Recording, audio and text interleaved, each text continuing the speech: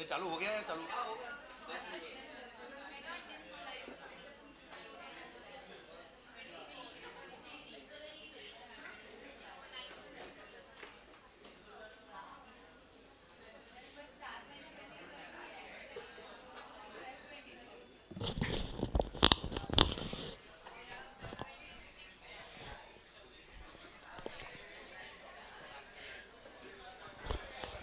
अभी देखना height, height सही आ रही है क्या इसमें?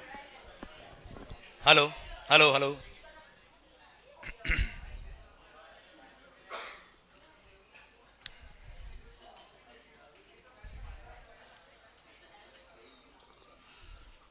बैकग्राउंड चेंज कर दो, माहौल जबरदस्त शानदार।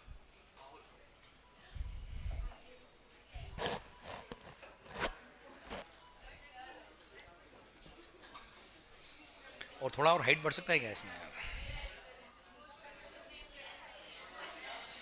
ब्लैक में लगाना है ना? वो रहा उधर सेकंड लाइन में था। हाँ वो रहा सेकंड नंबर पे, यस।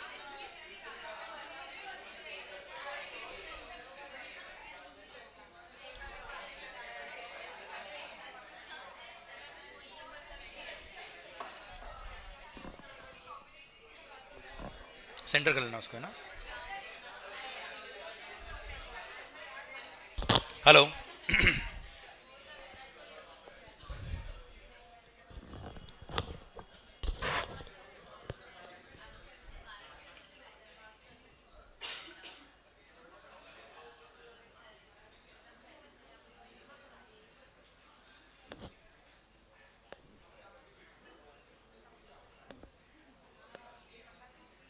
आपको विजिबल है सब कुछ? क्लियर ना? All okay? कंफर्टेबल, टेम्परेचर वगैरह सब ठीक है? पक्का ना बचाऊं? क्या ठंड लग रही है? एसी का रिमोट इधर है, हाँ ये रहेगा। मित्सुबिशी वाला ही है ना उधर भी?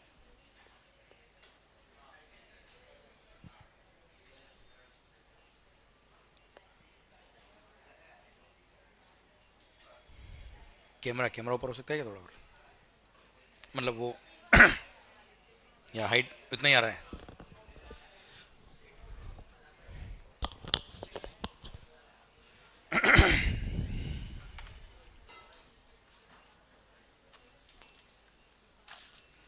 आपके एग्जाम्स कब है? आप में से कितने लोगों के एग्जाम्स अभी ठीक है, Jan 26? अभी वो एक सेकंड ना।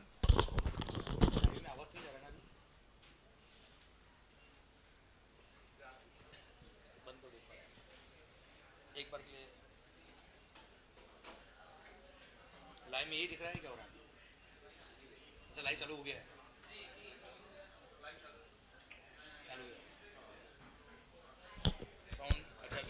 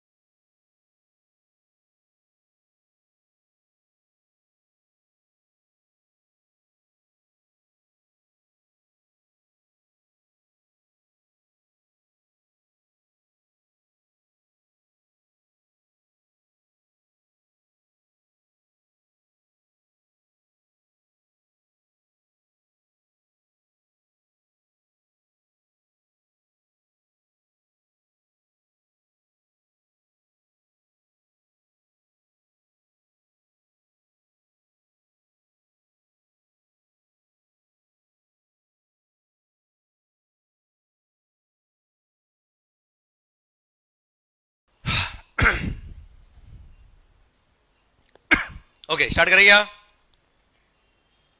Okay yes sir, good morning. ऐसा नहीं, गुड मॉर्निंग। ओके मालिक सर, जीएसटी हमने अब तक पढ़ा क्या? चार्जिंग सेक्शन क्या कहता है हमने अभी समझ लिया क्या? Taxable event under GST is taxable event under GST is supply. अब सर सप्लाई का मीनिंग क्या होता है? The term supply is very well defined in section number 7 of the CGST act. आइए बच्चों सेक्शन नंबर 7 पढ़ते हैं हम। शानदार डेफिनेशन है, ध्यान देना। सर ऐसा इवेंट जिसके होने पर टैक्स लगता है वो क्या है? सप्लाई। सोचिए कोई ट्रांजैक्शन अगर सप्लाई के स्कोप से ही बाहर निकल गया, किसके स्कोप से बाहर निकल गया? तो सप्लाई में नहीं आ रहा, मतलब जीएसटी नहीं लगेगा यार। तो सोचिए कितना इंपॉर्टेंट हो गया टर्म। आओ देखते हैं सप्लाई का definition section number 7। Section number 7 ने डिफाइन किया किसको? द टर्म सप्लाई को।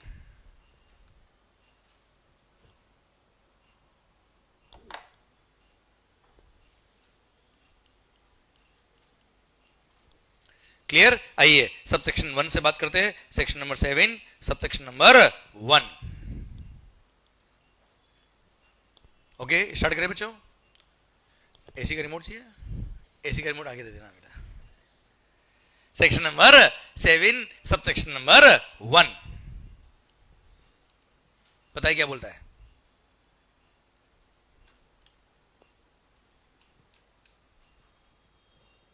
ओके स्टार्ट करें क्या? रेडी है भी? चलो ऐसे लिखता हूं।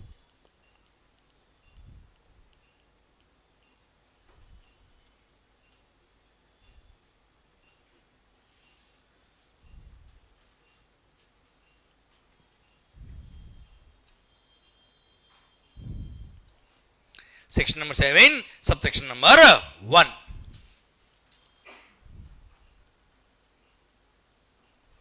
क्या लिखते हैं पता है? Supply includes clause number A, double A, B and C. Supply, अच्छा एक मिनट, अगर यहां मीन्स लिखा होता तो क्या होता? यहां इंक्लूड्स लिखा है तो क्या होगा? Sir supply means A double A B और सी, मतलब, और एक supply includes A double A B और सी। यहां पे क्या लिखा है? आवाज नहीं आ रही। सप्लाई इंक्लूड्स लिखा है, मीन्स नहीं लिखा है। इसका मतलब क्या है? डेफिनेशन इंक्लूसिव है, एक्सक्लूसिव नहीं है। मतलब supply means A double A B और सी, मतलब यही है। माई लाइफ मीन्स यू, तुम ही हो। माई लाइफ इंक्लूड्स यू, तुम भी हो। समझ रहे मेरी बात आप बच्चों? क्लियर? सो एक एक वर्ड आपको समझना है। यहां पे क्या लिखा है? सप्लाई, सप्लाई इंक्लूड्स, मीन्स नहीं लिखा है। सर इसका मतलब क्या है? Sir my life means you मतलब तुम ही हो, सच्चा प्यार है। इंक्लूड्स मतलब तुम भी हो, हाँ है ना? सर यहां पे क्या लिखा है? Supply includes clause A double A B and C, मतलब तुम भी हो। This is not exhaustive definition. Law makers are so smart, they know that the definition of supply is so important because अगर कोई ट्रांजैक्शन सप्लाई के scope से ही बाहर निकल गया तो there will be no point of charging any GST, लगेगा नहीं GST साहब। So they drafted this law very beautifully and they took care of each and every word जो हमको समझना पड़ेगा। Although clause number A double A B और C में सब कुछ कवर है सर, कुछ छोड़ा ही नहीं सर, फिर भी क्या लिखा? इंक्लूड्स। हाँ है ना? कि गलती से कुछ अगर रह जाए तो बोलेंगे हाँ हमने कहा लिखा मीन्स है, इंक्लूड से तो लिखा है सर। हाँ है ना मालिक? आइए सर अब आप ध्यान देना, हमने कई सारे एक्ट पढ़े, कई सारी डेफिनेशन पढ़ी, आज तक कभी ध्यान नहीं दिया बहुत सारे लोगों ने कि मीन्स है कि इंक्लूड्स है सर। अब ध्यान जरूर देना है सर आप। Okay, this is very much important to consider कि मीन्स लिखा है कि इंक्लूड्स लिखा है। ओके हम डेफिनेशन तो पढ़ लेते पर मीन से कि इंक्लूड से कभी ध्यान नहीं दिया. आई होप अब ध्यान देंगे बेटा आप लोग. आइए, सप्लाई इंक्लूड्स क्लोज नंबर ए. क्लोज नंबर ए मैं यहां लिख रहा हूं.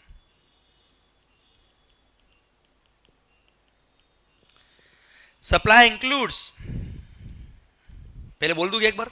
Supply includes all forms of supply such as sale, exchange, barter, transfer, lease, license, rental or disposal of goods or service or both when such supplies are made or agreed to be made by a person for a consideration in the course or furtherance of his business. Show off किया है, मेरे को आता है लिख रहा हूं पर 5 मिनट बाद आपसे ये बोलूंगा बेटा सेम स्पीड से. गारंटी आप बोलेंगे और मैं याद नहीं करूंगा आपसे. ओके चलिए. Supply includes all forms of supply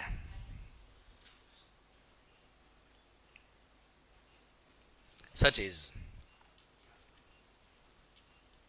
अच्छा एक बार मैं आपको थोड़ा बुक की झलक देगा तो क्या मैंने आपको बुक कैसा दिया है. आपको भी बुक मिलने वाला है. ये चैप्टर है अपना जो हम पढ़ रहे हैं अभी. ठीक है ये चार्जिंग सेक्शन में पढ़ा बेटा, सेक्शन 9151. हाँ है ना मालिक. ये सप्लाई की बात, सीधी बात. सप्लाई होगा तो जीएसटी लगेगा. No supply no GST.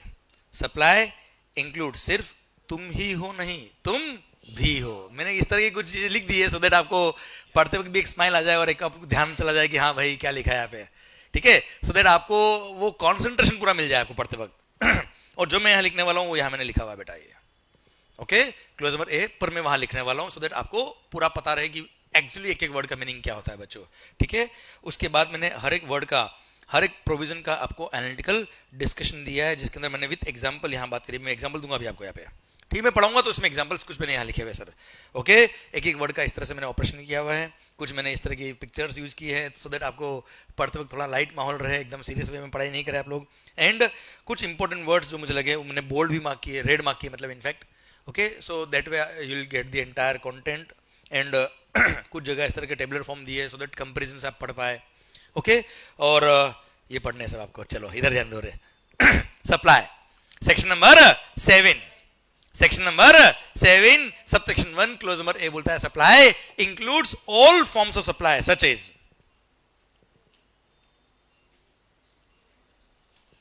Cell, exchange, barter, transfer, lease, licence, rental or disposal of what? Of goods or service or both. When such supplies are made, when such supplies are made or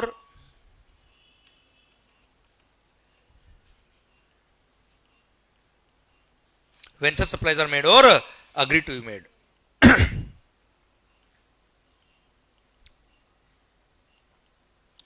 by a person for a consideration.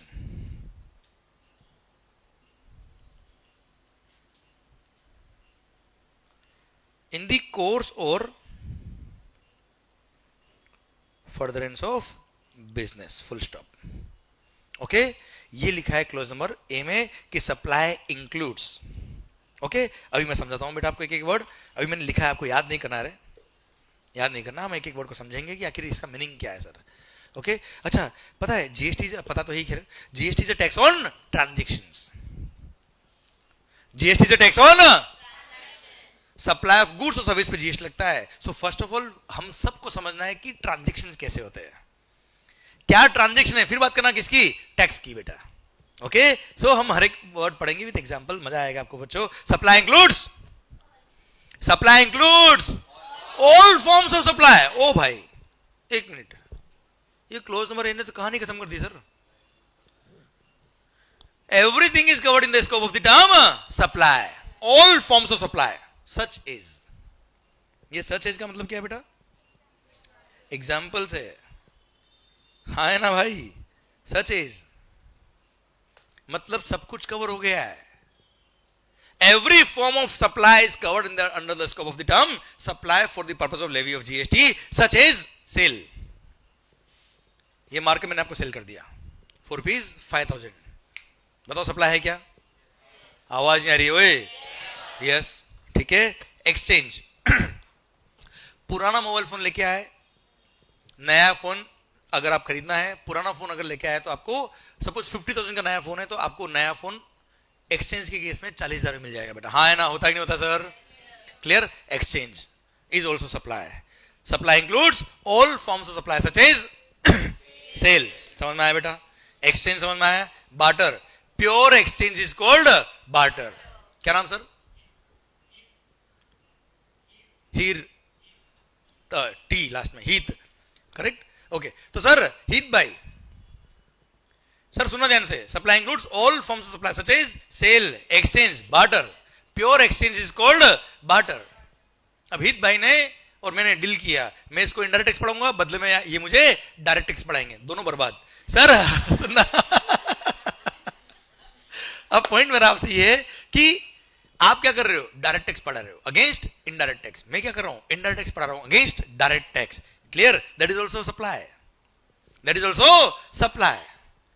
Sir sale, exchange, barter, transfer, मैंने कुछ goods अपने दूसरी branch में transfer किए, दूसरी branch में transfer किए, branch transfer of the goods is also supply. आगे बात करेंगे, बाकी सारी कंडीशन भी पूरी होनी चाहिए बेटा। मैं तो कुछ एग्जांपल दे रहा हूं इन वर्ड्स के। Clear? Sir lease, finance lease हो गया, ऑपरेटिंग लीज हो गया, ये सब भी क्या है? सप्लाई है। कोई मशीन लीज पे दी है आपने, कोई कैपिटल गुड्स लीज पे दिया है, ये सब क्या है? सप्लाई है। लाइसेंस, कोई सॉफ्टवेयर यूज करने का लाइसेंस दिया मैंने आपको, लाइसेंस फी चार्ज किया, ये भी क्या है? सप्लाई है। अरे हाँ है ना भाई? सर गवर्नमेंट से नेचुरल रिसोर्स यूज करने का लाइसेंस आपने लिया बेटा, वो भी क्या है? सप्लाई है। क्लियर? सर फिर रेंटल, कोई मशीन रेंट पे ली है, ये क्लासरूम मैंने रेंट पे ली, ये सब क्या है? सप्लाई है।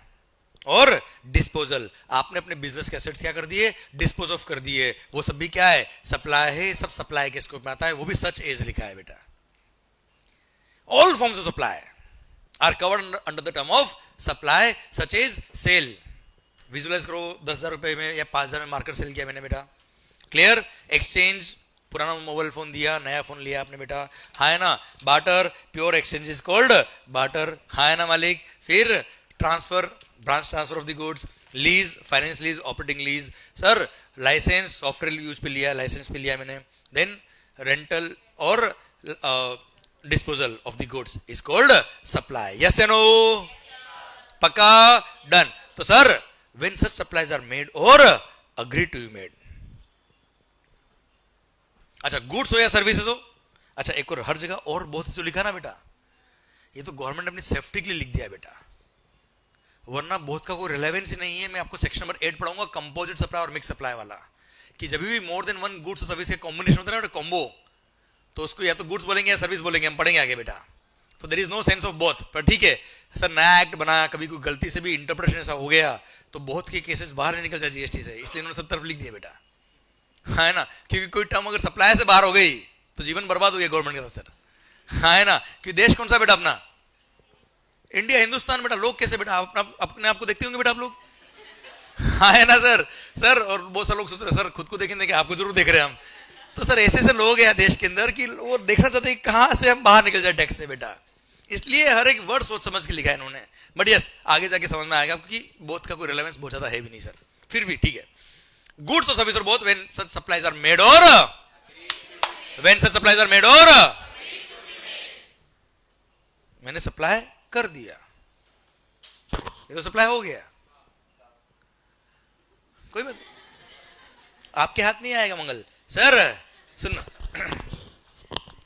मैंने सप्लाई कर दिया और सेकंड सप्लाई कर दिया, वो तो सप्लाई में आएगा आएगा, सप्लाई करने के लिए एग्री कर लिया, रहने दो कोई बात नहीं, उसकी क्वालिटी बहुत अच्छी, खराब नहीं होगा बेटा मंगल sir.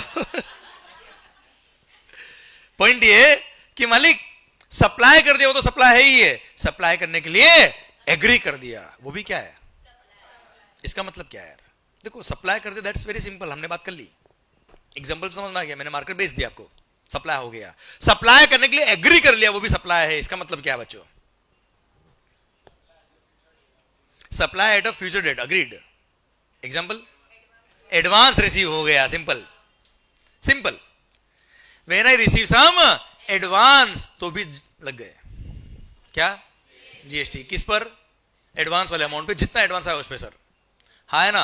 When supplies are made or agree to be made, ये सप्लाई के स्कोप में आ जाएगा, भले गुड्स हो या सर्विसेज हो। हाँ, आगे जाके बात करूंगा मैं टाइम ऑफ सप्लाई पढ़ाते वक्त आपको कि गुड्स के केस में एडवांस अगर रिसीव होता है तो उस पर जीएसटी पे करने की जरूरत नहीं है, आगे बात करेंगे। पर 8% आज जब बात कर रहा हूं मैं सप्लाई के स्कोप की बात कर रहा हूं, तब गुड्स हो या सर्विसेज हो, अगर आपने 10 लाख रुपए का डील था उसमें से 5 लाख रुपए मुझे एडवांस दे दिया तो 5 लाख का सप्लाई हो गया, मान लेंगे सर हम, वो सप्लाई के स्कोप में आ जाएगा, क्योंकि सप्लाई मैंने क्या कर ली है? एग्री।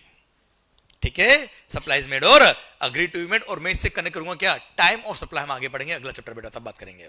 ओके, अभी शायद समझ में आ गया बच्चा आपको। तो supplies made or agree to be made by a person. What do mean by person?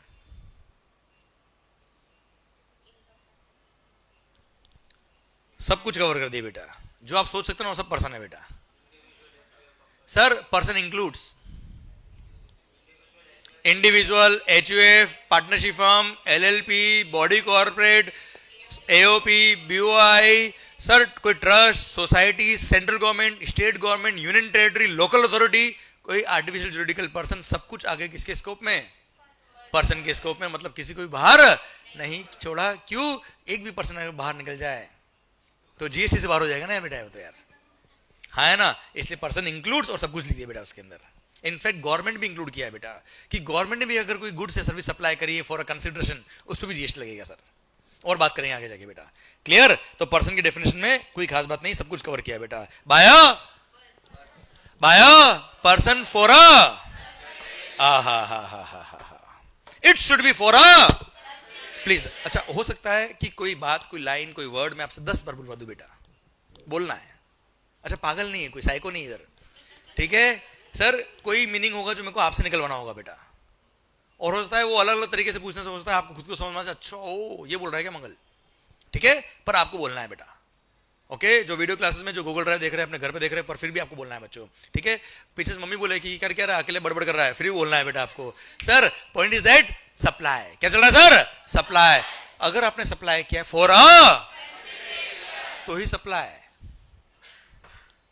तो ही सप्लाई, वरना सप्लाई। हम क्लोज नंबर ए की बात करें बच्चों। क्लोज नंबर ए ने क्या बोला बेटा? Supply includes all forms of supply, agreed, but it should be made or agreed to be made by a person for a what do you mean by consideration? Something in return. Very good. It may be in money, may be in kind. मैंने तेरे लिए क्या, तूने मेरे लिए क्या किया? अगर ऐसा है तो वो प्यार नहीं है, that is supply. हाँ है ना sir? It should be for a consideration, something in return. सुनना ध्यान से, it may be in money, may be in kind. सुनेगा ध्यान से। Supply should be for a consideration. Please sir, हो सकता है मैं 2-3 बार बोल दूं बेटा लाइन को। सप्लाई शुड बी कंसिडरेशन के लिए काम किया। Your intent should be to earn the, your intent should be to earn the, तो वो सप्लाई है, वरना वो सप्लाई नहीं है। मतलब सर आपने मंदिर में डोनेशन दिया, क्या भगवान ने फीस मांगी आपसे कि इस बार पास करा दूंगा, फीस दे दे? आप समझिए मेरी बात को। इज द चैरिटी या चैरिटेबल ऑर्गेनाइजेशन, टेंपल, मस्क, जो भी है सर, क्या वो आपसे फीस मांग रहे हैं पास कराने की? क्या आवाज नहीं आ रही? हुई नहीं। तो आपने वॉलंटरीली डोनेशन दिया है, तो जिसने वो डोनेशन लिया है उसने वो फीस नहीं लिया है। That is not consideration for that charitable organisation और whatever it is. So gifts are not chargeable to GST. Second बात, वही चैरिटेबल ऑर्गेनाइजेशन, मान लो कोई एक बहुत बड़ा इवेंट कर रहा है और उसने बोला क्या यहां पे बहुत सारे लोग आने वाले हैं, अगर आपको आपके बिजनेस का मार्केटिंग करना है तो 50 लाख रुपए लगेंगे, हम आपका यहां होर्डिंग लगा देंगे, यहां आपके बिजनेस का बहुत भयंकर वाला प्रमोशन हो जाएगा। आपने एग्री कर लिया। अब बताओ, वो जो 50 लाख रुपए आपने दिए हैं, वो जो चैरिटेबल ऑर्गेनाइजेशन आपसे 50 लाख रुपए लिए हैं, it is for a, now that charitable organization is under an obligation to do something for you.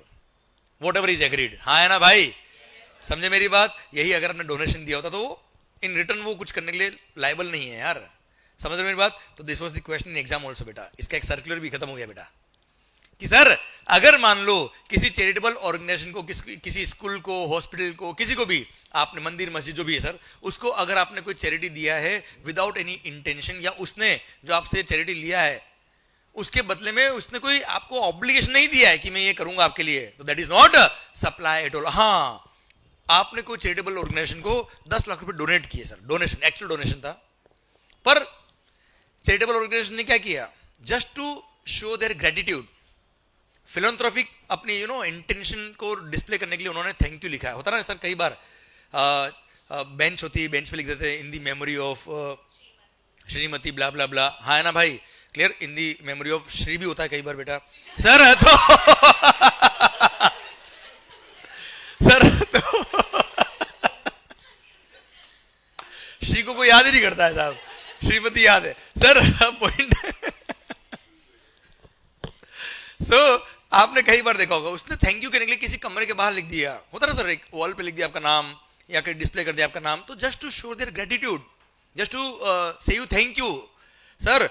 उन्होंने क्या किया, एक जेस्चर लिखा है वहां पे, इट डजंट मीन कि वो आपको मार्केटिंग सर्विस दे रहा है बेटा, पर यही आपका पर्सनल नाम लिखने की जगह उसने आपके बिजनेस का नाम डिस्प्ले किया होता, कोई आपका साइन बोर्ड लगा दिया होता, तो ऐसे केस में दैट इज अ सप्लाई, क्योंकि वो क्या कर रहा है, मार्केटिंग सर्विस दे रहा है, एक तरह से एडवर्टाइजमेंट सर्विसेज दे रहा है बच्चा आपको, हाँ है ना भाई, क्लियर, समझे मेरी बात, done, okay. Supply should be for a, supply should be for a, please sir, consideration के लिए काम किया।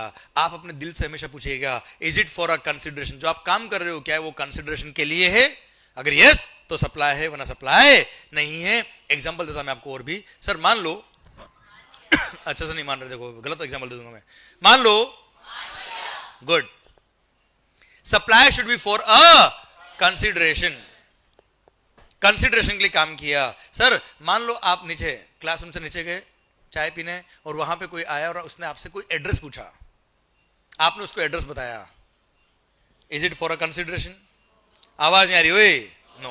आपके किसी फ्रेंड का फोन आया और उसने बोला जिंदगी के अंदर ऐसा हो रहा है वैसा हो रहा है, गर्लफ्रेंड मान नहीं रही है, और मान भी गए तो भी कुछ ना हो पा रहा है जीवन में सर, और आपने उसे को ज्ञान बांट दिया, उसने आपसे एडवाइस मांगी, आपने एडवाइस दे दी, बेचारा अकेला रह गया बेटा सर। पॉइंट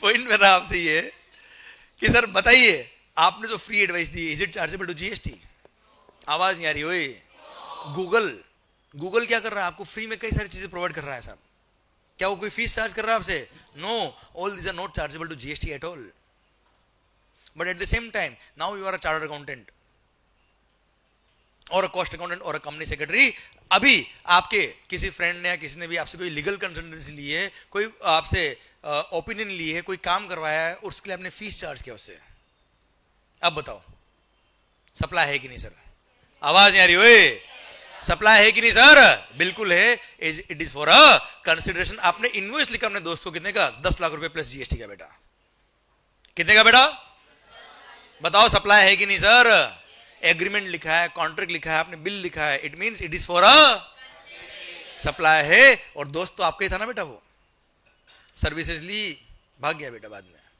बेड डेप्ट कर लिया साहब, बताओ अब बताओ सप्लाई है कि नहीं सर, समझ गए मेरा क्वेश्चन आप, आपसे उसने कंसल्टेंसी ली, आपने उसको कंसल्टेंसी दिया, आपने उसको बिल रेज किया, उसके बाद फोन उठाना बंद कर दिया उसने, मैं तो सप्लाई की पूछ रहा हूं आपसे बेटा, और कुछ नहीं पूछ रहा, मैं तो सप्लाई बढ़ा रहा हूं आपसे, बताओ सप्लाई है कि नहीं सर, सप्लाई है कि नहीं sir, is it for a consideration और नॉट, यस, बात खत्म, एक्सीलेंट आंसर।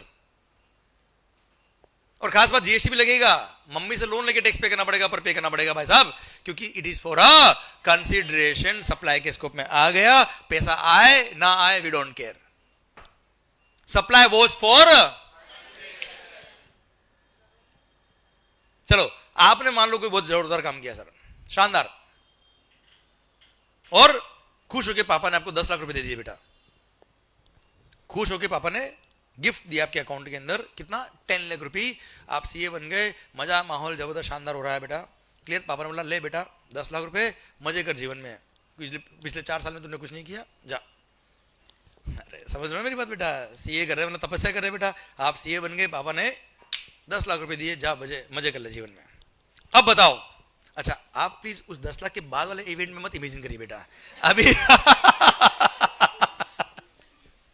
मेरा पॉइंट आपसे ये कि बताओ 10 लाख रुपए जो दिए पापा ने, सप्लाई है कि नहीं सर? सप्लाई नहीं है, क्योंकि it is not a consideration for any activity यार। अच्छा पापा को आपने एडवाइस दी, पापा खुश हो गए और 10 लाख रुपए गिफ्ट दिया, वो भी सप्लाई के स्कोप में नहीं आएगा। क्यों? क्योंकि your intention was not to earn the consideration. हाँ, आपने पापा की फर्म का ऑडिट किया, लीगल एडवाइस दी, आपने बिल रेज किया, एग्रीमेंट लिखा, कॉन्ट्रैक्ट लिखा, अब सर बताइए सप्लाई है कि नहीं सर? सप्लाई है। अब पापा ने पैसे देने से मना कर दिया, उससे कोई फर्क नहीं पड़ता, पर सप्लाई तो है ये। You getting my point? Clear? So always you need to determine intention, is it for a consideration और not? Supply is for a consideration और नॉट, ये आपको डिफाइन करना पड़ेगा। If it is for a consideration, ये supply है, और supply है तो जीएसटी लगेगा। अच्छा चलिए आप मुझे बताओ, आपने कभी कोई हॉल या कोई रूम किराए पे लिया, रेंट पे लिया सर, उसका रेंट है ₹1 लाख पर मंथ, बताओ सप्लाई है कि नहीं सर? अच्छा आपका आंसर गलत होगा, मैं सही करूंगा, मेरी जिम्मेदारी सर, पर आपका आंसर आना चाहिए, दैट्स व्हाट इज रिक्वायर्ड। सही गलत आप छोड़ दो सर, कौन क्या सोचेगा वी डोंट केयर, समझे? आप और मैं केवल 2 जने बैठे क्लास के अंदर, बस आप आंसर दो मस्त होके, सही करना होगा मेरा काम है, ओके? यू डोंट वरी, आप डोंट हेजिटेट, मस्त होके बात करो सर आप, और कोई जज नहीं करेगा आपको, कोई जज कर भी नहीं सकता आपको सर, ओके? आप तो आपका आंसर दो, सही होगा बहुत अच्छी बात है, गलत होगा तो मैं आपको सही कर दूंगा सर, और अच्छा है ना यार। कोई आंसर अगर आपका यहाँ गलत हुआ है और उसको मैंने सही किया है, भाई एक्चुअली आया यहाँ पे इसलिए तो है हम, समझे? सो आप मस्त होके बात करिए, मस्त होके एग्जाम्पल के आंसर दीजिए, और पढ़ते पढ़ते मजे करते करते पढ़ाई हो जाएगी सर हमारी। आप मुझे बताइए sir, supply intent to earn the consideration होना चाहिए बेटा, हाँ है ना भाई? सर सप्लाई है कि नहीं सर? सर आपको समझ में आ रहा है बच्चों? आवाज नहीं आ रही हुए? पक्का? Your intention should be to earn the consideration. आपने एग्रीमेंट लिखा है, आपने कॉन्ट्रैक्ट लिखा है, आपने बिल लिखा है, सप्लाई किया, मतलब सप्लाई के स्कोप में आएगा, क्योंकि it is for a consideration. केवल बैंक अकाउंट देख के आप डिफाइन नहीं कर सकते कि सप्लाई है कि नहीं सर, क्योंकि बैंक में पैसा आया है, हो सकता गिफ्ट है, हो सकता डोनेशन है, हो सकता है वो कंसिडरेशन नहीं है, हो सकता है सप्लाई हुआ है, फॉर अ कंसिडरेशन हुआ है, पर बैंक में पैसा आया ही नहीं, बेड डेप्ट हो गया सर, हाँ है ना? तो भी सप्लाई तो है ना यार बेटा यार। इसलिए केवल बैंक अकाउंट देख के आप डिफाइन नहीं कर सकते कितना जीएसटी लगेगा, कितना जीएसटी नहीं लगेगा। ट्रांजैक्शन टू ट्रांजैक्शन आपको डिफाइन करना पड़ेगा, कौन सा सप्लाई के स्कोप में आएगा, कौन सा सप्लाई के स्कोप में नहीं आएगा। I hope you are getting the entire point बच्चा। अरे क्लियर? यस बोलिए सर।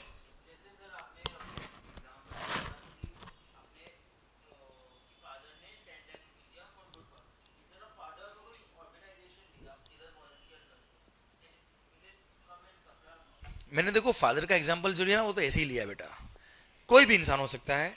अगर आपने कोई सप्लाई किया है फॉर अ कंसिडरेशन, दो सुन, आंसर इसी लाइन में छुपा हुआ था आपका। अगर आपने फॉर अ कंसिडरेशन कोई सप्लाई किया है, अब भले ही पैसा आए या ना आए, वो सप्लाई होगा। सेकंड थिंग, आपने कोई कंसिडरेशन के लिए सप्लाई किया ही नहीं था, उसने गिफ्ट दिया है, डोनेशन दिया है, वो सप्लाई के स्कोप में नहीं आएगा, कुछ भी हो जाए बच्चों। आपने आईपीएल के मैच में सेंचुरी मार दी, आपको गिफ्ट मिला है, अवार्ड मिला है, that is not supply at all. पर आईपीएल मैच खेलने के लिए पर मैच आपने 10 करोड़ रुपए चार्ज किए, है ना? पर मैच आपने 10 लाख रुपए चार्ज किए, वो सप्लाई के स्कोप में आएगा, क्योंकि आपने खेलने के पैसे लिए बेटा। You getting my point? अरे एग्जांपल मजा आया कि नहीं आया? अरे सर आपने आईपीएल का मैच खेलने के लिए फीस चार्ज करी यार अपनी फ्रेंचाइजी से, पर मैच में इतना पैसा लूंगा, वो सप्लाई के स्कोप में आएगा। आपने सेंचुरी मार दी, ऑर्गेनाइजेशन ने क्या किया, आपको अवार्ड दिया, 5 लाख रुपए का आपको गिफ्ट दिया, that is not supply at all, हाँ है ना? That is voluntary contribution from their side बेटा, that is not a consideration. आपने फीस लिए काम नहीं किया था सर, वो तो आपने अच्छा परफॉर्म किया, उन्होंने गिफ्ट दिया आपको, that is not supply at all. पर जो कॉन्ट्रेक्चुअल अमाउंट होता है, पर मैच जो फीस मिलती है, वो सप्लाई के स्कोप में आती है। शायद मेरी बात पहुंच गई आप तक? पक्का? डन। हमेशा ध्यान रखना, आपके सामने कोई भी सिचुएशन आ जाए, उसको प्रैक्टिकली इमेजिन करिए, आप खुद को लेके देखिए, क्या is it for a consideration? आपका दिल कहते हाँ है, लगा देना जीएसटी सर, ओके चलिए, तो सप्लाई इंक्लूड्स, क्या पढ़ा सर हम? आवाज सबकी नहीं रही, क्या है sir? Supply includes all forms of supply.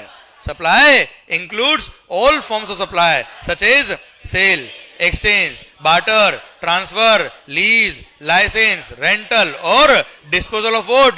Goods or services or both. When such supplies are made or agreed to be made by a person for a,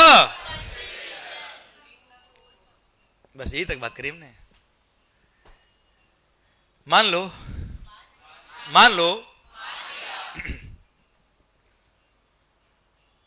Deepika Padukone ने अपने घर की ज्वेलरी बेच दी बेटा फॉर ₹7 करोड़ में. बेटा बताओ सप्लाई है कि नहीं सर?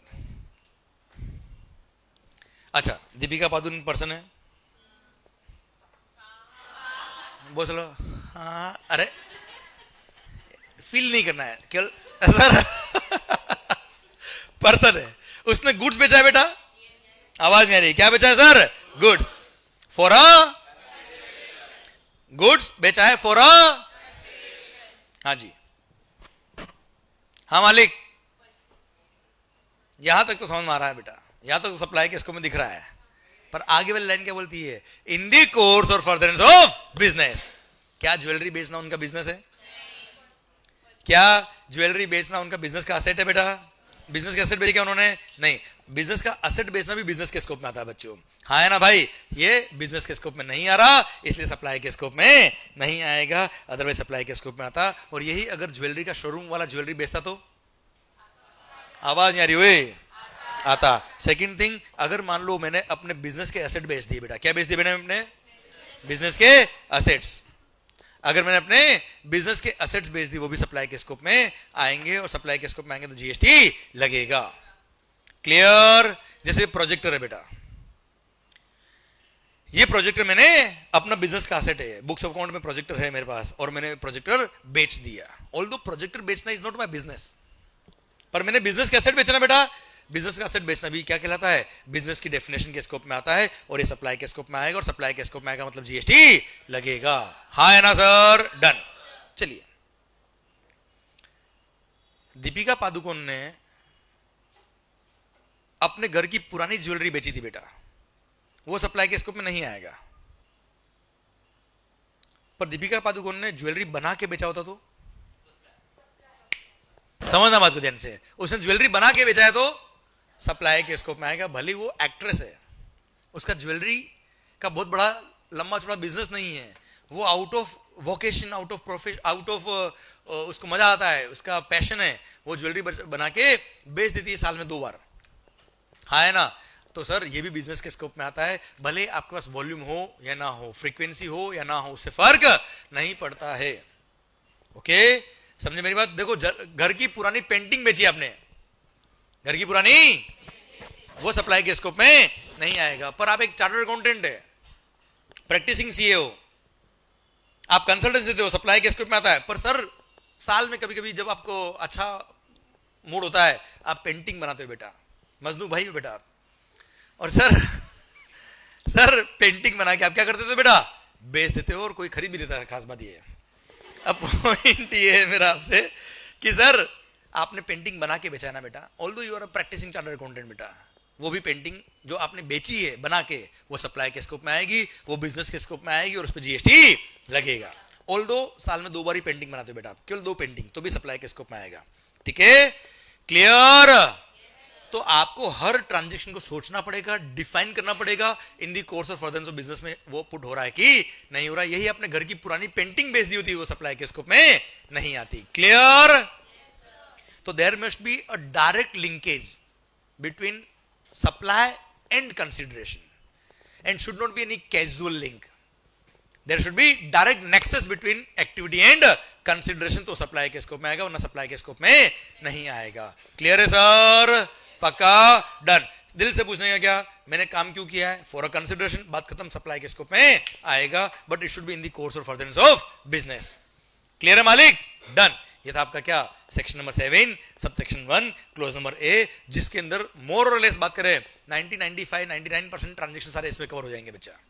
अब आगे के जो पॉइंट पढ़ेंगे हम, वो तो केवल क्या है, कुछ एडिशनल पॉइंट्स है जो सप्लाई के स्कोप में इंक्लूड करने थे, इसलिए इंक्लूड किए गवर्नमेंट ने। ओके, देखिए ध्यान से, सप्लाई इंक्लूड्स, क्या पढ़ा सर हम?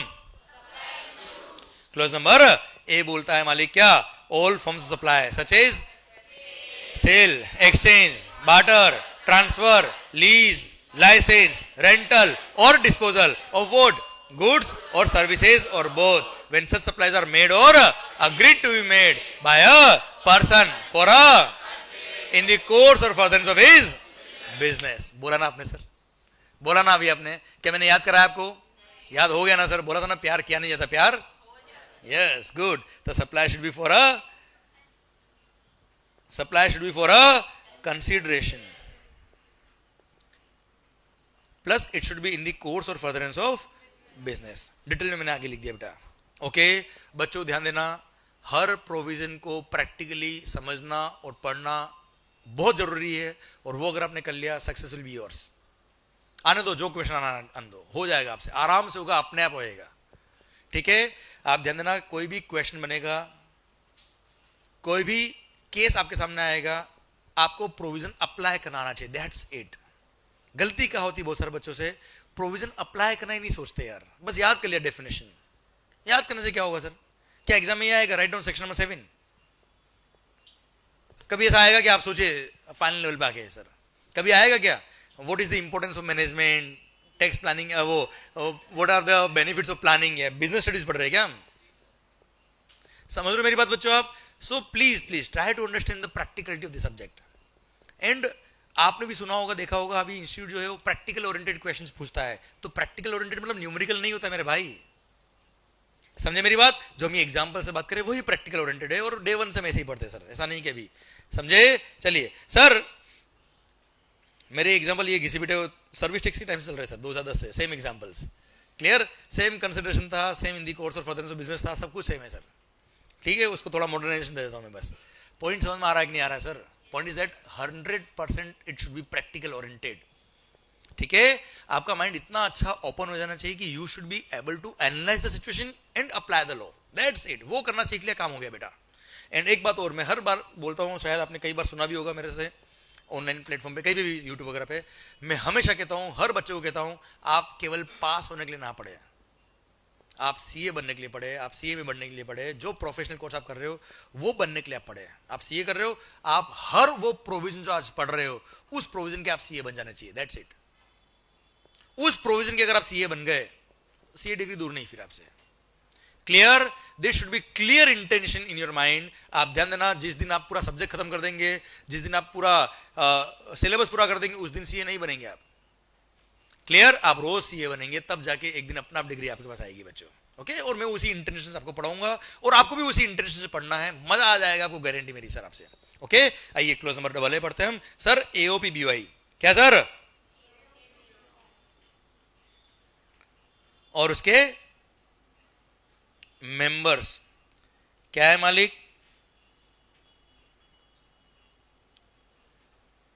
ये आपस में क्या है? सेपरेट पर्सन से। अब सुनिए,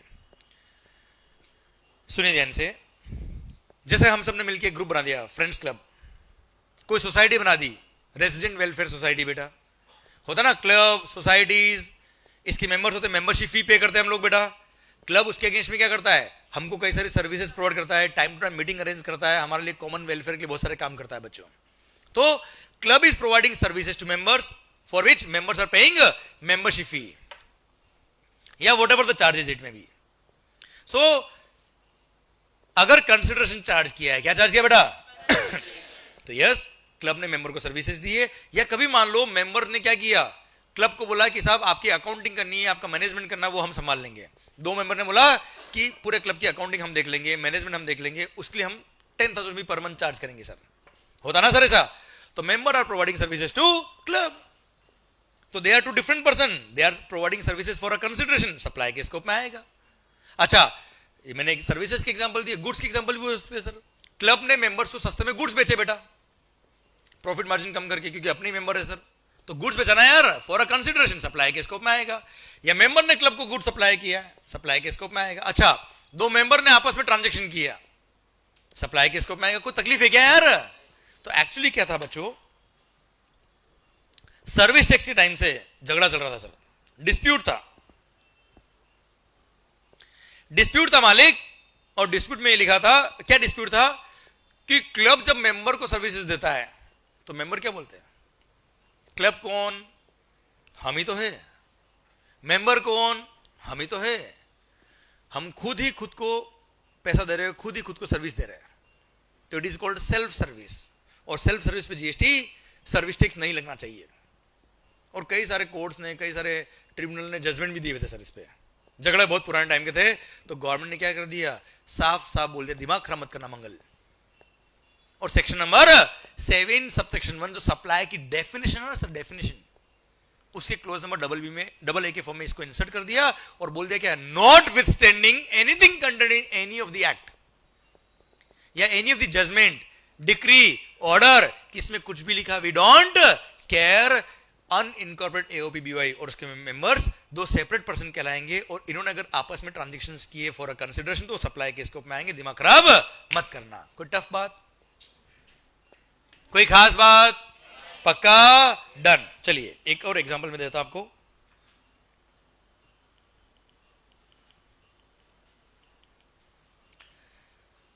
सरकार माहौल गुड, विवेक, ओके सर।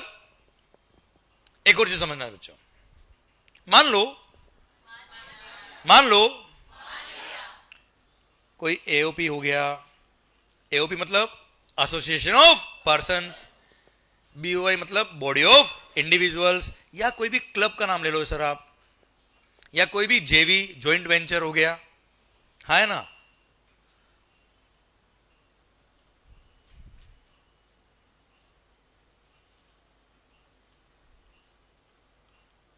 इन सब का फुल फॉर्म अगर आपको बुक में मिल जाएगा बच्चों, है ना। आप तो यहाँ केवल ध्यान दीजिए, टॉपिक को समझिए दिल से।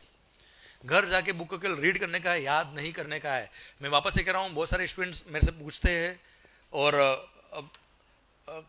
कोशिश करते हैं लैंग्वेज याद करते हैं। लैंग्वेज याद नहीं करना है यार, बुक का लैंग्वेज बिल्कुल भी याद नहीं करना है, ठीक है। आपको ट्रांजेक्शन समझना है और आपको उसको अप्लाई करने का है। हाँ, कंसिडरेशन तो कंसिडरेशन ही बोलेंगे ना यार, समझे मेरी बात। वो वर्ड्स का आपको ध्यान रखने का है, बाकी लैंग्वेज आप अपनी फ्रेम करिए, बहुत अच्छा आंसर मिलेगा और बहुत अच्छा आंसर आप लिख के आएंगे और बहुत अच्छा स्कोर भी आपको मिलेगा बच्चों। Okay please sir. AOP BOI या कोई क्लब या मेंबर या कोई जेवी जॉइंट वेंचर अपने मेंबर से जब कंट्रीब्यूशन मंगाता है, कंट्रीब्यूशन मतलब कैश कलेक्शन बेटा, हाँ है ना भाई, उसको बोलते हैं क्या, कैश कॉल। क्या बोलते हैं सर उसको, कैश कॉल। की क्लब ने पैसे मंगाया साहब। अब कैश कॉल जो ना बेटा दो तरह के होते हैं बच्चों।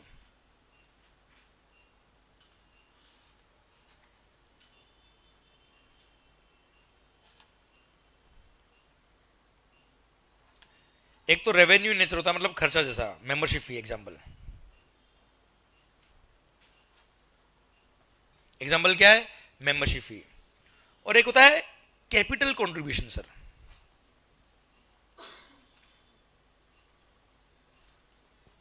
एग्जांपल देता बेटा मैं, जैसे क्लब ने मेंबर से मेंबरशिप फी मांगी, तो that cash call is in the nature of revenue, हाँ है ना। वो इनकम है क्लब के लिए, आपके लिए खर्चा है बेटा एक तरह से, हाँ है ना भाई। That is a fees for transactions. वो कोई गुड्स और सर्विस सप्लाई कर रहा है, उसके लिए फीस मांगा है, that is chargeable to GST. इस पे जीएसटी लगेगा, कोई डाउट मेरे को भी नहीं है। पर सर अब हम सब ने मिलकर सोचा कुछ बड़ा करते हैं, आज कुछ तूफान ही करते हैं।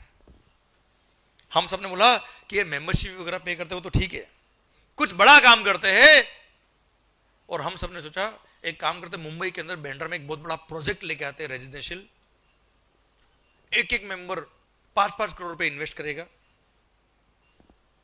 बड़ा फंड कलेक्ट हो जाएगा हम सबका, एक बड़ा प्रोजेक्ट लेके आएंगे और बड़ा प्रोजेक्ट लेके आएंगे और उसको फिर हम अच्छा चलाएंगे, जो भी प्रॉफिट होगा आपस में बांट लेंगे बेटा। ये होता है ना यार, जेवी वगैरह में क्या होता है, जॉइंट वेंचर वगैरह में यही तो होता है बच्चों। तो सर अब ये जो 5 करोड़ रुपए आपने दिए हैं, आप खुद बताइए ये आपका इन्वेस्टमेंट है कि आपका एक्सपेंस है। ये 5 करोड़ रुपए जो बिजनेस में आपने इन्वेस्ट किए, बड़ा प्रोजेक्ट लेके आ रहे हैं, ये इन्वेस्टमेंट है कि खर्चा है आपका। तो क्या ये सर्विस फी है क्या, कोई क्लब आपको सर्विस दे रहा है क्या।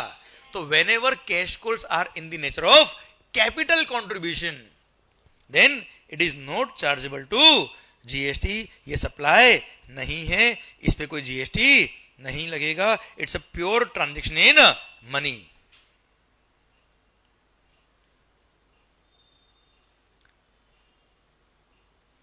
प्योर ट्रांजेक्शन इन मनी, ये कल मनी दिया है आपने, मनी इन्वेस्ट करना is not supply at all. हाँ है ना भाई, क्लियर, इस पे कोई जीएसटी नहीं लगेगा। जैसे आपने बैंक में एफडी कराया तो क्या कोई फीस दिया है बैंक को, दैट्स इन्वेस्टमेंट बेटा, clear, that is not supply at all, that's a pure transaction in money, it is not chargeable to GST at all. Yes या नो? पक्का? ओके चलिए सर।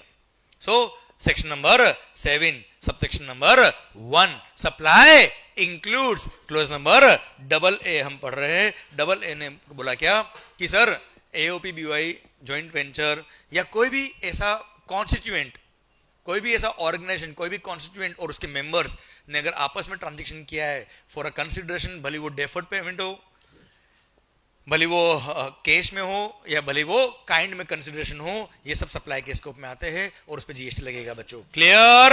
डन। और एक सर्कुलर था कैश कॉल को लेके, जो रेवेन्यू नेचर का खर्चा होता है, मेंबरशिप फी वगैरह, उस पर जीएसटी लगेगा, पर कैपिटल कॉन्ट्रीब्यूशन करे तो उस पर जीएसटी नहीं लगेगा क्योंकि वो प्योर ट्रांजेक्शन इन मनी है। ओके, ये सर्कुलर भी मैंने साथ साथ आपको पढ़ा दिया। हाँ है ना भाई? चलो, सप्लाई इंक्लूड्स क्या चल रहा है बेटा? अरे चल क्या रहा है? सप्लाई। सप्लाई में क्या चल रहा है? Supply includes clause number B, clause number B. सुनिएगा ध्यान से, अगर आपने कोई सर्विसेज इंपोर्ट करी है,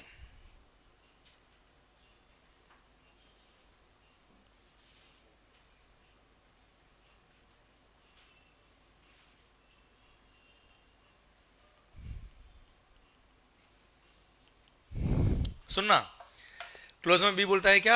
import of services for a consideration whether or not in the course or furtherance of business, मतलब बिजनेस के लिए हो या ना हो, अगर आपने सर्विसेज इंपोर्ट करी फॉर अ, वापस बोलना, अगर आपने सर्विसेज इंपोर्ट करी है for a consideration whether or not in the course or furtherance of business, वो सप्लाई के स्कोप में आएगा, और सप्लाई के स्कोप में आएगा मतलब जीएसटी लगेगा।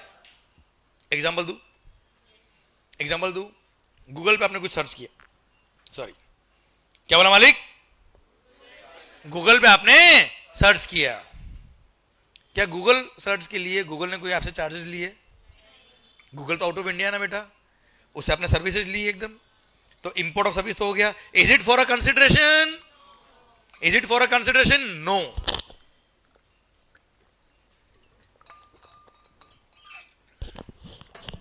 If it is not for a consideration, no supply at all और जीएसटी नहीं लगेगा। सेकंड, मान लो, आवाज नहीं आ रही हुई सर, क्या नाम? हाँ करण, ओके, वो करण अर्जुन वाला ना, वही ना, वो नहीं पर नाम तो वही है ना। हाँ, तो एक करण तो मिल गया बेटा, अर्जुन को है इधर, ओके, तो करण तो आ गया बेटा, अर्जुन आने वाला बेटा अभी। सर मान लो करण भाई ने क्या किया पता है? ऑनलाइन किसी वेबसाइट से कोई वीडियो सब्सक्राइब की बेटा, और खास बात पेड सब्सक्रिप्शन था बेटा, फ्री वाला तो सप्लाई नहीं है सर, आपने पेड सब्सक्रिप्शन लिया है सर, ऑनलाइन वीडियो सब्सक्राइब किया आपने सर, कहां से? आउट ऑफ इंडिया की वेबसाइट से बेटा, out of India, import of services. तो import of services for a, क्या बिजनेस के लिए सर्विसेज थी? नहीं।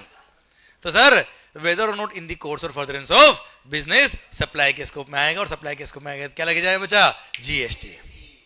Clear? netflix.com is the example बेटा, ठीक है। तो सर अगर आपने कोई भी ऑनलाइन प्लेटफॉर्म से इस तरह से ऑनलाइन न्यूज सब्सक्राइब करी, आपने कोई, आपने ई न्यूज़पेपर्स हो गए, ई सब्सक्रिप्शन हो गया आपका, जिसमें मूवीज हो गई, बुक्स हो गया, कोई भी कंटेंट हो गया जिसको आपने सब्सक्राइब किया, जिसके लिए आपने पे किया है फॉर अ कंसिडरेशन है, भले आपके बिजनेस के लिए हो या ना हो, that will be supply. Supply है तो उस पर जीएसटी लगेगा।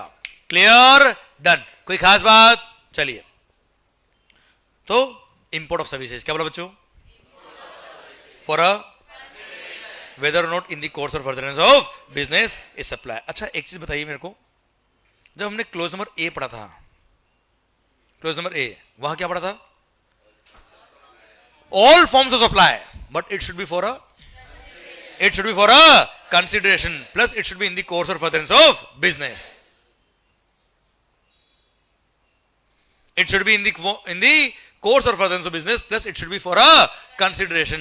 क्लोज में बी बोलता है क्या? Import of services. क्या बोला sir? Import of services for a consideration, भले बिजनेस के लिए हो या ना हो. हाँ है ना भाई? पता है क्लोज में सी क्या बोलता है? कोई बात नहीं, कंसिडरेशन भी नहीं है. क्या नहीं है सर? देखो क्लोज नंबर ए में कंसिडरेशन था, क्लोज नंबर बी में भी क्या था? कंसिडरेशन था. क्लोज नंबर डबल ए तो एओपी बी के लिए केवल क्लेरिफिकेशन था, वो तो कंसिडरेशन में है ही है बेटा. हाँ है ना भाई? क्लोज नंबर सी क्या बोलता है? कोई बात नहीं, अगर कंसिडरेशन नहीं भी है तो भी क्या होगा? सप्लाई होगा. अगर वो ट्रांजैक्शन कहां कवर है sir? Schedule number 1. Transactions without consideration भी सप्लाई के स्कोप में आएंगे, और सप्लाई के स्कोप में आगे तो क्या लग गया बेटा? जीएसटी. अब अपने को क्या पढ़ने का है? शेड्यूल 1 में कौन कौन से ट्रांजैक्शंस कवर है देखेंगे. अभी आवाज नहीं आ रही सबकी? पक्का मालिक? अच्छा, समझ में आ रहा सब कुछ? ओके. सेक्शन नंबर 7 देखिए, ड्राफ्टिंग समझे बच्चे. सेक्शन नंबर 7 सब सेक्शन 1 बोलता है supply includes clause a it should be for a consideration plus in the course or furtherance of business. Clause number B import of services for a consideration, भले business के लिए हो या ना हो. Close number सी कोई बात नहीं, अगर कंसिडरेशन भी नहीं है तो भी सप्लाई होगा. अगर ये ट्रांजैक्शन कहां कवर है? शेड्यूल नंबर 1 में कवर है. और 8 present there are 4 paras. 8 present there are 4 paras which are covered under schedule number 1. और वो चारों पेरा क्या कहलाएंगे? सप्लाई कहलाएंगे. वो चारों पेरा सप्लाई के स्कोप में आएंगे, और सप्लाई के स्कोप में आएंगे क्या लगेंगे? जीएसटी लगेगा. All those are without consideration. आइए बात करते हैं किसके रिगार्डिंग? वो चारों पेरा में क्या लिखा है. फर्स्ट जान दे मंगेश भैया. First, permanent transfer. क्या बोला सर? और disposal of the assets of the business. अच्छा, लैंग्वेज पे इतना अच्छा कमांड रखेंगे ना हम, तो बाकी तो सब एग्जांपल्स है ना यार मेरे. यार मैं तो एग्जांपल दूंगा समझाने के लिए, पर अल्टीमेटली समझा क्या रहा हूं? वो लाइन तो समझा रहा हूं मैं आपको. ठीक है, लॉ में भी वही लाइन लिखा है. उसको एक्सप्लेन करने के लिए एनालिसिस दे रखे, एनालिटिकल पॉइंट दे रखे, एग्जांपल दे रखे, वो सब दे रखे. पर अगर आपने मेन प्रोविजन को बहुत शिद्दत से अगर पढ़ लिया ध्यान से, तो एग्जांपल से बहुत अच्छे से आपको क्लैरिटी आ जाएगी सर. आइए सर, शेड्यूल 1 पैरा नंबर 1 बोलता है क्या? Permanent transfer or disposal of the assets of the business where ITC has been availed. क्या बोला? वेयर आईटीसी मतलब इनपुट टैक्स क्रेडिट.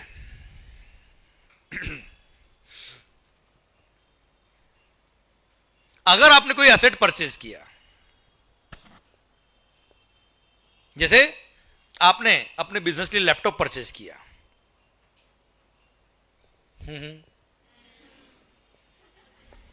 आपने अपने बिजनेस के लिए लैपटॉप परचेज किया, उसके परचेज पे जीएसटी पे किया, जीएसटी पे करके उसका आपने क्रेडिट ले लिया. गवर्नमेंट ने आपको क्रेडिट अलाउ किया. क्यों किया? आप बिजनेस के लिए यूज कर रहे हो सर? हाँ है ना मालिक? आपने बिजनेस के लिए यूज किया और बिजनेस के सप्लाईज पे जीएसटी लग रहा है आपके, इसलिए कैपिटल गुड्स जो आपने लैपटॉप परचेज किया उसका क्रेडिट आपको दे दिया. कोई डाउट इसमें आपको? और आपने वो लैपटॉप यूज ही नहीं किया और गर्लफ्रेंड को गिफ्ट कर दिया. अब किसके बिजनेस में काम आ रहा है? मतलब क्या आपके बिजनेस में काम आ रहा है क्या? वो किस में काम आ रहा है? छोड़ दो बेटा. क्या आपके बिजनेस में काम आ रहा है क्या? आवाज नहीं आ रही. ओए, आपने किसी चैरिटेबल ऑर्गेनाइजेशन को वो लैपटॉप गिफ्ट कर दिया, डोनेट कर दिया. You tell me, should you be allowed the credit? सबकी आवाज अच्छे से नहीं आ रही sir. Should it be allowed be as input tax credit? No. इसलिए गवर्नमेंट ने क्या बोल दिया कि ठीक है, अगर कोई एसेट आपने परचेज किया और उसके परचेज पे आपने जीएसटी का आईटीसी लिया और उसको बाद में आपने क्या कर दिया? डिस्पोज ऑफ कर दिया या परमानेंट किसी को ट्रांसफर कर दिया, तो हम उसको सप्लाई मान लेंगे. सप्लाई मान लेंगे मतलब उस पे जैसे ही डोनेट करोगे लायबिलिटी क्रिएट हो जाएगी जीएसटी की, ऑटोमेटिक आपकी आईटीसी क्या हो जाएगी? रिवर्स हो जाएगी. उस लायबिलिटी को पे करने के लिए आप क्या करेंगे? क्रेडिट को यूज करेंगे ना यार. क्लियर? तो ऑटोमेटिक क्या हो गया? आपका क्रेडिट एक तरह से नलीफाई हो गया। हाँ है ना भाई, this is the intention behind this provision. I repeat the point, I hope you are getting the logic behind it. Permanent transfer, क्या बोला सर? लॉजिक समझ में आया ना बेटा आपको? पक्का क्लियर है ना बेटा? सर ध्यान दीजिएगा, एग्जाम में कभी नहीं आएगा राइट डाउन शेड्यूल 1, मैंने तो नहीं देखा सर, और आना भी नहीं चाहिए लॉजिकली, समझे सर? आपको practical application of the law के क्वेश्चन आएंगे, हर प्रोविजन को शिद्दत से समझिए, लॉजिक क्लियर है तो बहुत मजा आएगा सर आपको। क्योंकि जरूरी नहीं है कि जो मैं एग्जांपल दे रहा हूं उसी के क्वेश्चन बने, जरूरी नहीं कि जो बुक आप पढ़ रहे हो उसी में से क्वेश्चन आएगा। क्या ऐसा चाहते हो क्या आप बेटा? यार मैं चाहता हूं कि हिंदुस्तान का कोई भी क्वेश्चन आ जाए, कोई भी बिजनेसमैन आपके सामने आके खड़ा हो जाए और क्वेश्चन अगर पूछे तो आपको आंसर आना चाहिए बेटा। मैं तो वो तैयारी करा रहा हूं सर आपको, और मेरे को वही तैयारी करानी है आप सबसे बेटा, और वही तैयारी आपको करनी चाहिए एक्चुअली सर, ओके? और वही मेरे को खुद से एक्सपेक्टेशन है अगर मैं आपकी जगह बैठा होता तो सर। क्लियर? चलिए सर मैं हमेशा ये सोचता हूं कि मेरा जो किड है 7 इयर्स का है, उसको किस तरह की एजुकेशन मिलनी चाहिए, वो मैं एजुकेशन देने की कोशिश करता हूं सबके लिए बेटा, कि आपको वो बेस्ट मिलना चाहिए बस, ठीक है? हर चीज, हर लाइन आपके दिल में उतरनी चाहिए सर, आपको याद नहीं करना बच्चों, ओके? आपका प्रैक्टिकल एप्लीकेशन होना चाहिए बच्चों। आइए मान लो, गुड सर, आपने कोई असेट परचेज किया बिजनेस के लिए, जिसके परचेज पे आपने जीएसटी पे करके आपने आईटीसी लिया। आईटीसी क्यों लिया यार? ताकि बिजनेस में काम लोगे ना यार। और आपने क्या कर दिया, थोड़े दिन यूज किया, या हो सकता है यूज नहीं किया, जैसे भी था, आपने थोड़ा टाइम बाद डिस्पोज ऑफ कर दिया, परमानेंट ट्रांसफर कर दिया। Should you be allowed the ITC? No, ITC should be allowed. इसलिए गवर्नमेंट ने क्या कर दिया, एक तरह से आपने आईटीसी लिया, तो जब उसको परमानेंट ट्रांसफर करोगे उसको सप्लाई मान लिया। क्या मान लिया बेटा? सप्लाई मान लेते क्या हो जाएगा, अपने आप लायबिलिटी क्रिएट हो जाएगी बेटा आपकी, और लायबिलिटी क्रिएट होगी तो उस आईटीसी को आप यूज करोगे सर, ऑटोमेटिक क्या हो जाएगा, वो आईटीसी नलीफाई हो जाएगा बच्चों। यस या नो? क्लियर? डन। तो सर परमानेंट ट्रांसफर क्या माना मालिक? Or disposal of the assets of the business where ITC has been availed. आया मजा? पक्का? चलिए हम क्या पढ़ रहे वैसे? हाँ, schedule 1। If it is without, मान लो उस लैपटॉप के परचेज पर आपने आईटीसी नहीं लिया होता, लैपटॉप परचेज किया बेटा आपने, क्लियर? और उसके परचेज पे कोई जीएसटी का आपने आईटीसी नहीं लिया। अब आप किसी को परमानेंटली डिस्पोज ऑफ करते हो, ट्रांसफर करते हो, क्या सप्लाई के स्कोप में आएगा क्या? विदाउट कंसिडरेशन बेटा। ये आवाज नहीं आ रही होए? क्यों नहीं आएगा? देखो, अगर पहली बात तो आप ये देखिए, सप्लाई में आता कि नहीं आता, सेक्शन नंबर 7 डिफाइन करता है। Section number 7 sub section number 1 क्या बोलता है बच्चों? देखना उधर, सब सेक्शन 1 क्या बोलता है sir? Close number A, it should be for a consideration plus in the course of furtherance of business. Consideration तो है ही नहीं सर, यहां पे नहीं आ रहा है। मैं आपको फॉर्मूला सिखा रहा हूं कि कैसे आपका माइंडसेट तैयार होना चाहिए कि सप्लाई के स्कोप में कोई ट्रांजैक्शन आता है कि नहीं आता है। सबसे पहले कहा जाएंगे आप क्लोज नंबर ए में, क्लोज नंबर ए क्या बोलता है? फॉर अ कंसिडरेशन होना चाहिए सर। आपने तो परमानेंट ट्रांसफर किया विदाउट कंसिडरेशन बेटा। क्लोज नंबर डबल ए बोलता है क्या? एओपी बीओए और उसके मेंबर्स के आपस की ट्रांजैक्शन, वो तो कुछ है नहीं सर यहाँ पे, और वो भी है तो भी फॉर अ कंसिडरेशन है बेटा। क्लोज नंबर बी क्या बोलता है? Import of service for a consideration. Again import of service नहीं है, और सेकंड थिंग कंसिडरेशन भी नहीं है। अब हम आ गए कहां? क्लोज नंबर सी में। हाँ जी, विदाउट कंसिडरेशन अगर है तो सी में देख लेना बेटा। अगर वहां कवर है तो सप्लाई होगा, वहां कवर नहीं तो सप्लाई नहीं होगा।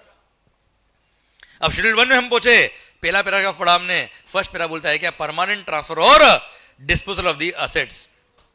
क्या मालिक? Permanent transfer or disposal of the assets of the business where ITC has been availed. अब आपने उस लैपटॉप के परचेस पे आईटीसी लिया ही नहीं, और आपने किसी चैरिटेबल ऑर्गेनाइजेशन को उसको डोनेट किया बेटा सर, तो ऐसे केस में सर वो सप्लाई के स्कोप में नहीं आएगा। कारण क्या है? आपने सर उसके परचेस में कोई आईटीसी लिया ही नहीं, और परमानेंट ट्रांसफर किया विदाउट कंसिडरेशन। विद कंसिडरेशन होता तो क्लोज ए में कवर होता बच्चों। Without consideration clause number C में गए, क्लोज नंबर सी ने शेड्यूल 1 में भेजा, शेड्यूल 1 ने पैरा नंबर 1 में बोला क्या? हम विदाउट कंसिडरेशन वाले सप्लाई को तभी मानेंगे सप्लाई जब परचेस पे आईटीसी लिया। आईटीसी नहीं लिया, सप्लाई भी नहीं।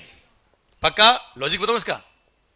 सिंपल ना यार। गवर्नमेंट को एक बार टैक्स मिल गया, आपसे लैपटॉप परचेज किया, क्या नाम बेटा आपका? माधुरी। माधुरी से मैंने लैपटॉप परचेज किया बिजनेस के लिए बेटा, मैंने जीएसटी का क्रेडिट ही नहीं लिया। मतलब जब इसने सप्लाई किया होगा तब जीएसटी पे किया, जीएसटी पे करके गवर्नमेंट को मिल गया ना बेटा, मिल गया ना। फिर मैंने क्रेडिट भी नहीं लिया, मतलब गवर्नमेंट की रेवेन्यू तो उनको मिल गया बच्चों। हाँ है ना भाई। अब मैं उसको परमानेंट डिस्पोज ऑफ भी कर दूं तो भी मैंने कोई मिसयूज नहीं किया आईटीसी का बच्चों। हाँ मैंने आईटीसी लिया होता बिजनेस के लिए, तो एक तरह से गवर्नमेंट को टैक्स इसने दिया और मैंने क्रेडिट ले लिया बेटा। हाँ है ना भाई। और फिर मैं किसी और को दे दूं तो गलत हो गया ना वो तो यार। इसलिए गवर्नमेंट ने बोला क्या, अगर तूने आईटीसी लिया है और उसको परमानेंट ट्रांसफर किया विदाउट कंसिडरेशन भी किया तो भी सप्लाई के स्कोप में आएगा। भारत माता की जय। डाउट? चलिए एक बात और मेरे दिमाग में पूछ लूं क्या आपसे। मान लो मैंने कोई बिजनेस का एसेट, ये कैमरा प्रोजेक्टर,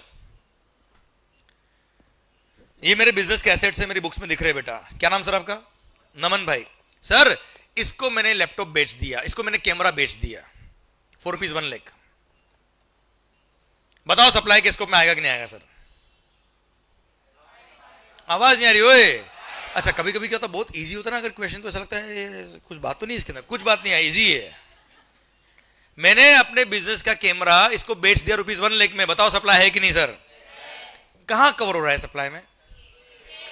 आवाज नहीं आ रही ओए। ए में कवर हो रहा है। क्यों? आपने ये चेक नहीं किया कि मैंने उसके लैपटॉप, मैंने जो कैमरा परचेज किया था उसके परचेज पे आईटीसी लिया कि नहीं लिया? आपने देखा तो ही नहीं सर। भाई साहब सर क्लोज नंबर ए बोलता है क्या, supply includes all forms of supply, such as sale आता है ना उसके अंदर बेटा, by a person for a consideration in the course or furtherance of business, that's it. कहां बोला है कि परचेज पे वो क्रेडिट लिया कि नहीं लिया? कहीं बोला है क्या? अगर क्लोज नंबर ए में कवर है, फॉर अ कंसिडरेशन है, इन the course or furtherance of business है, वो सप्लाई के स्कोप में आएगा ही आएगा। बात खत्म। परचेज पे आईटीसी लिया नहीं लिया देखने की जरूरत नहीं। पर